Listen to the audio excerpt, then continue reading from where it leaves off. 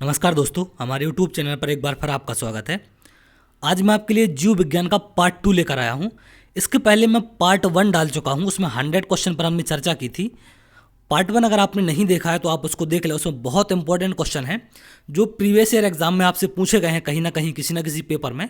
तो उन सब को उठा के मैं लाया हूँ और ये पार्ट 2 है। अब पार्ट 2 में भी मैंने बोला था पार्ट 1 के टाइम कि पार्ट 2 में 100 क्वेश्चन का लेके आऊँगा, लेकिन तबीयत के इशू के चलते मैं 100 क्वेश्चन का पार्ट 2 नहीं बना पाया।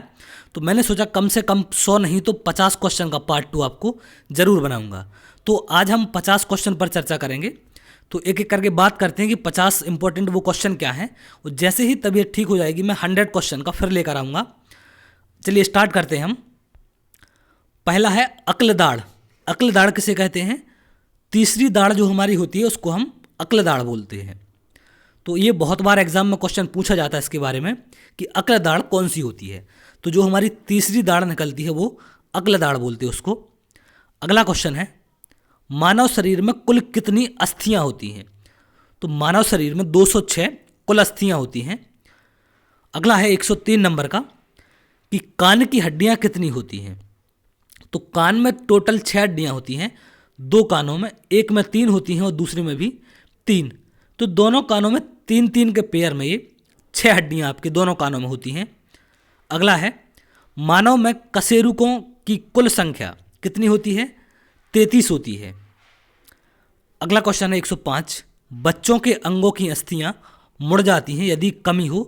तो किसकी कमी से बच्चों के अंगों की जो हड्डियां हैं या अस्थियां मुड़ जाती हैं? विटामिन डी की कमी से। अगला क्वेश्चन है, इंपॉर्टेंट क्वेश्चन है 106, शरीर की सर्वाधिक प्रबल अस्थि होती है तो कौन सी होती है? जबड़े में जो अस्थियां होती हैं वो सबसे ज़्यादा मजबूत होती हैं पूरे शरीर में।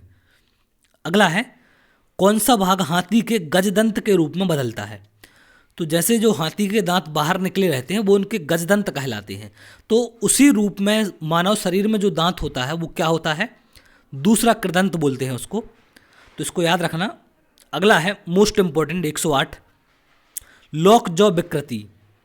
लॉकजॉ विकृति किस बीमारी का दूसरा नाम है? तो आप देखते हैं कि जब कोई लोहा आपको लग जाता है, आयरन होता है जो, उसमें जंग लगी होती है तो उससे टिटनेस हो जाता है। टिटनेस के इंजेक्शन भी आप लगवाते होंगे, तो टिटनेस को ही बोला जाता है लॉकजॉ विकृति। अगला क्वेश्चन है, दांतों के अध्ययन से संबंधित विज्ञान को क्या कहते हैं? ओडोंटोलॉजी। ये बहुत बार क्वेश्चन आता है एग्जाम में, तो ये इंपॉर्टेंट है। ओडोंटोलॉजी कहते हैं दांतों के अध्ययन को। अगला है, सपाट अस्थियां कहाँ होती हैं? तो सपाट अस्थियां कहाँ होती हैं आपकी? खोपड़ी में। अगला क्वेश्चन है, ऑस्टियोसाइट पाए जाते हैं कहाँ पाए जाते हैं? अस्थियों में पाए जाते हैं आपकी। अगला क्वेश्चन है, जानू फलक का दूसरा नाम है? तो जानविका या पटेला, पटेला इसको या जानविका दोनों में से इसको कुछ भी आप बोल सकते हैं। तो ये जानू फलक का दूसरा नाम है। मानव अस्थि पंजर में या कंकाल में कितनी हड्डियां होती हैं? 206।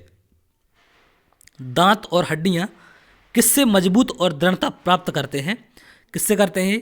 कैल्शियम से। दांत में और हड्डियों में कैल्शियम की प्रचुरता होती है, ज़्यादा मात्रा में पाया जाता है, इसलिए वो ज़्यादा मजबूत होती है। अगला है, 3 से 4 वर्ष के बच्चे के दूध के दांतों में शामिल नहीं होते। तो जब बच्चा छोटा सा होता है 3 से 4 साल का, तो उसके दांत निकलते हैं, तो उनमें कौन सा दांत नहीं निकलता उस टाइम, ये पूछ रहा है आपसे। तो अग्र चवर्णक होते हैं, जो आगे के चबाने वाले दांत होते हैं वो नहीं निकलते हैं। अगला है, जोड़ पर यूरिक एसिड क्रिस्टलों का एकत्रित हो जाने का कारण। तो जब जोड़ों पर, आपके घुटनों के जोड़े हैं, हाथ के कंधे के जोड़े हैं, इन पर अगर यूरिक एसिड जमा हो जाएगा तो आपको गठिया रोग हो जाता है, दर्द होने लगते हैं, उसको क्या बोलते हैं? गठिया रोग बोलते हैं। अगला क्वेश्चन है, एक पक्षी तथा कीट के पर क्या होते हैं? किसी पक्षी या कीट के पर क्या बोलते हैं? उनको समवृत्ति अवयव होते हैं वो पक्षी के। इनको याद रखना, ये बहुत इंपॉर्टेंट है। क्या होते हैं? समवृत्ति अवयव होते हैं। अगला क्वेश्चन है, कीट एक प्राणी है जिसमें होता है, क्या होता है? 3 जोड़ी टांगें होती हैं कीट में। अगला क्वेश्चन है, हमारे शरीर की किन कोशिकाओं में सबसे कम पुनयोजी शक्ति होती है? तो किन कोशिकाओं में होती है सबसे कम? मस्तिष्क की जो कोशिकाएं होती हैं, मस्तिष्क कोशिकाओं में सबसे कम होती है। अगला है, गुणसूत्रों की आकृति विज्ञान का अच्छी तरह से अध्ययन किससे किया जाता है? तो ये मध्यावस्था में किया जाता है, जब आप वयस्क होते हैं, ना आप बचपन में होते हैं ना आप ज़्यादा एज में होते हैं। वयस्क अवस्था जो होती है या मध्यावस्था बोलते हैं उसको, उस अवस्था में गुणसूत्रों की आकृति का अध्ययन अच्छे से किया जा सकता है। अगला है 121 नंबर का, चोंच किससे बनती है? तो चोंच किससे बनती है? जबड़े से बनती है चोंच, तो याद रखना। अगला है, दांतों की कठोर एनेमल परत क्या होती है? तो जो एनेमल परत होती है हल्के पीले से कलर की होती है, दांतों के बीच में होती है, वो कैल्शियम फास्फेट की बनी होती है। इसको याद रखना, कैल्शियम फास्फेट की वो बनी होती है और सबसे कठोर होती है वो। अगला है, कंकाल की मांसपेशियों की अनुमानित संख्या बताइए। तो अनुमानित संख्या 693 के आसपास है, तो आप इसको 700 के लगभग मान सकते हैं। ऑप्शन में अगर ऐसा कुछ आता है तो आप बिल्कुल अनुमानित की बात कर रहा है, एग्जैक्ट की नहीं बोल रहा है वो। तो 693 या 700 के लगभग आप इसको आंसर कर सकते हैं।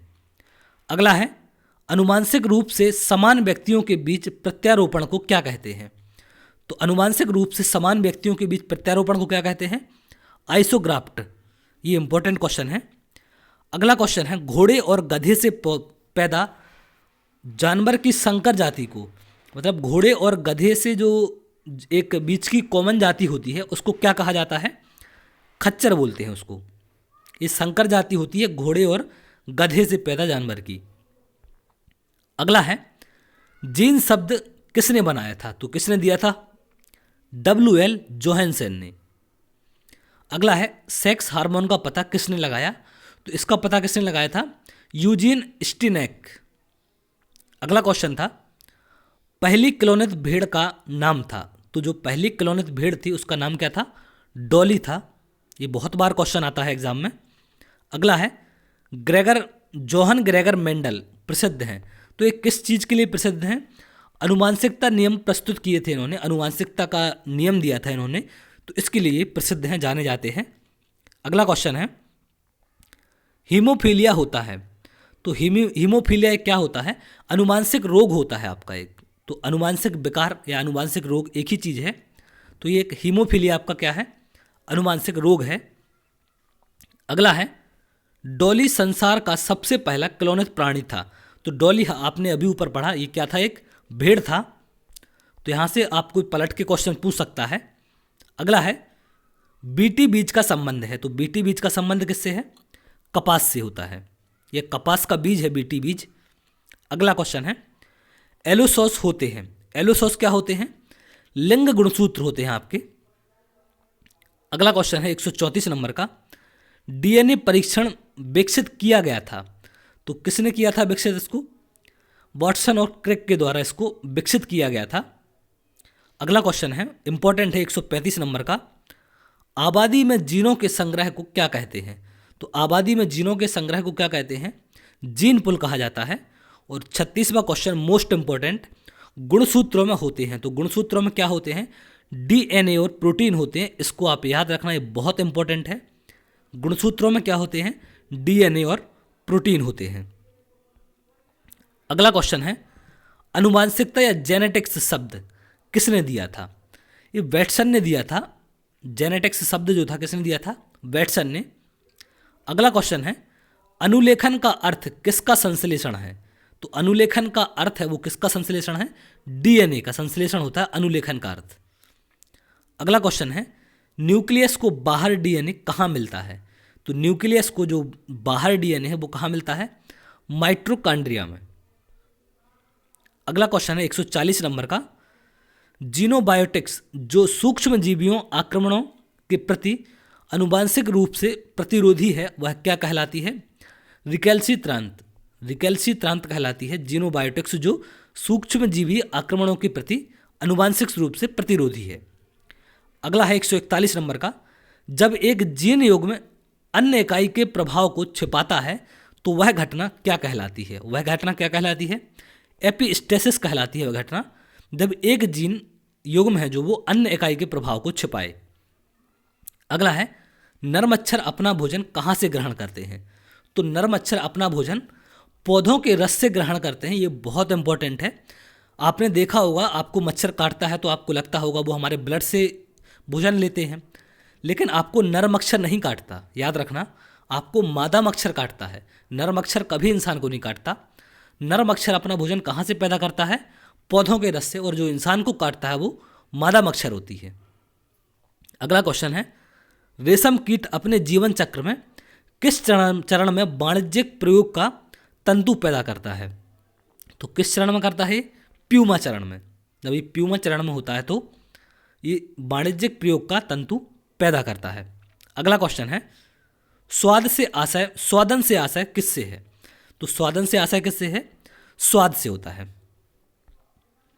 अगला क्वेश्चन है, सामान्य प्रयोग में आने वाले मसाला लौंग कहाँ से प्राप्त होता है? तो लौंग कहाँ से प्राप्त होता है? फूल की कली से। आप लौंग के ऊपर देखते हैं जो वो कहाँ मिलती है? फूल की कली होती है जो उसमें, उससे प्राप्त होता है। जो मसाले की बात कर रहा है तो वो फूल की कली से मिलता है। अगला है, हसीस पौधे से प्राप्त की जाती है, यह बताइए कि वह पौधे के किस भाग से प्राप्त की जाती है? ये पौधे से प्राप्त की जाती है, लेकिन किस भाग से? ये तने तथा नर पुष्प क्रम के नए स्त्राव से प्राप्त होती है। हसीस कहाँ से प्राप्त होती है? तने तथा नर पुष्पक्रम के निस्त्राव से। अगला है, वाटर टैंकों में शैवाल को नष्ट करने के लिए प्रयोग किए जाने वाले रसायन को क्या कहते हैं? तो कॉपर सल्फेट बोलते हैं, जो वाटर टैंकों में शैवाल को नष्ट करने के लिए प्रयोग करते हैं। अगला है, प्रकाश संश्लेषण के दौरान हरे पौधे किसका अवशोषण करते हैं? तो किसका करते हैं? कार्बन डाइऑक्साइड का। अगला है, पके हुए अंगूरों में होता है, तो क्या होता है? फ्रक्टोज होता है। अगला है, ऑर्निथोफिली किसके द्वारा होता है? तो ये होता है पक्षियों के द्वारा।